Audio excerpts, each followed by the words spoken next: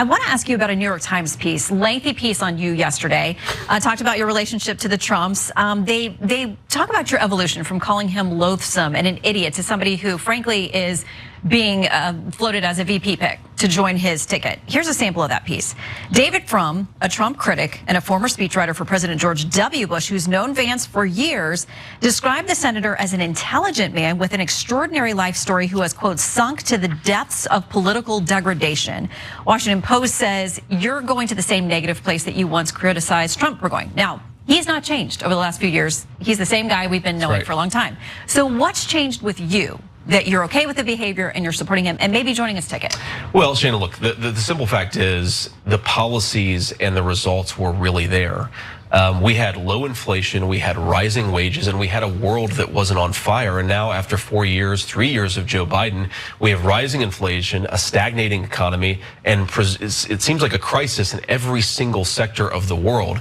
If you can't look at the 4-year accomplishment of Donald Trump and say, from the perspective of 2015, I was wrong. I didn't think he would be a good president. He was a great president. That's not about, sinking to political degradation. That's looking at reality and recognizing that Donald Trump was a success. The fact check, that right there is political degradation. Political degradation for profit, to be fair. JD Vance made the decision. All that stuff I said when I was supposed to be like a principled thinker, a writer, I would rather have power and money. So screw all that. And that is why he says all of the things that he just said right there. All of the insane things about him turning to like Trump because he just waited and saw the results or whatever. It wasn't about him desperately wanting to get power and to get a massive paycheck and be able to cash in. It was none of that. Notice, by the way, that it's not like JD Vance wrote his book, talked about how Trump could be America's next Hitler or whatever, and then 4 years later is like, you know what? I was wrong. No, he's saying that now he has become a senator. He has power, he has influence, and he only got that by changing and supporting Donald Trump. So are you really gonna trust what he's saying when it has been entirely in his own direct financial and political self-interest to say these things, particularly when the evidence is so weak? The idea that we had a world of peace under Donald Trump and now we have crises. We were involved in multiple foreign wars every single day that Donald Trump was president. He left office, albeit unwillingly, not having gotten us out of any of those conflicts. The economy was in a shambles because he had so willingly bungled a massive public health emergency. This rewriting of what that period was supposed to be like is insane. And I only hope that most people don't buy it because that's not the way it actually was. Hey, I'm glad you're here. Listen, in order for the Damage Report to keep on going, we need viewers like you to become a member on YouTube. Can you click the join button on YouTube today? Thank you.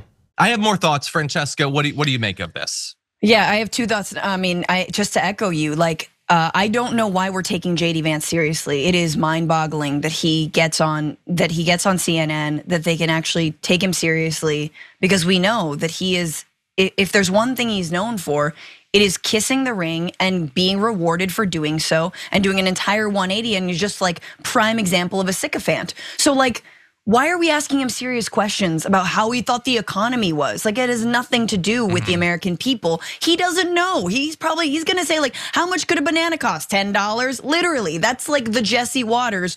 Oh, when you're working at McDonald's and you're making $100,000 a year. Are you kidding me? These people are so detached from reality. And then the other part is what you're saying, the amnesia, the memory of a gnat that I think a lot of Americans have, that the right makes sure that we have, and they're led by all of these gnats that are like, yeah, everything was good. Listen, how did your life get better in 4 years? I'm very curious. If you are a MAGA Republican, how did your life notably get better? Now, again, if you're listening to my voice, you're probably not a billionaire, because if you are a billionaire, your life definitely got better. Again, you got to write off things like private jets, $60 million worth of them. But if not, how did putting kids in cages and separating them from their parents, detaining them at the border and exporting them en masse, how did that help you? How did putting a border wall up on the US-Mexico border in a lot of places that Biden has sadly continued, how did that help your life? Did your wages go up? Were you able to afford a home? What happened? So they can't point to anything. If you are JD Vance, your life got better. Yeah. You were just some writer or whatever. Now you're a senator. You didn't have to learn anything. You didn't have to really do anything. Thanks to the media, John, right? And Thanks to I the just media. want to say, well, yeah, in large part because they lifted him up before he switched over. If we are supposed to believe this cover story of, I was just sitting back and watching and looking at the evidence, and thus I decided. Okay, we're talking about the wars and the economy and all that. Let's focus on the thing he criticized Trump for. He said that he could be America's Hitler. He could be a dictator. Okay, what's the evidence after 4 years of Donald Trump? Well, he refused to leave office. He tried in multiple ways to overturn the results of the election. He initiated a violent coup against the Capitol. I mean, if you're worried about him being America's Hitler, you could also talk about the racial demagoguery, the banning of a religion, the locking up of kids and all that. You could talk about all that contextual stuff. But the raw thing of, they say he could be a dictator. He literally refused to leave office. I'm just looking at the evidence and the guy wasn't that bad. I mean, there have been a lot of people that have made a mockery of the stances they used to take. Sununu is a great example of that. We're gonna get to Barr in just a sec. But I don't know if anyone has the money quote like a JD Vance of he could be America's Hitler. If JD Vance is remembered 50 years from now, and I highly doubt that will happen because as a senator, he hasn't done a single interesting thing yet. And I don't think he ever will because he didn't get there to do anything interesting. He got there to be there and to get paid to be there. It should be for the way that he enthusiastically dove into this political degradation. Members make a difference here at TYT. You help make the show happen and we see you in the chat with your loyalty badge. Click the join button to become a member today.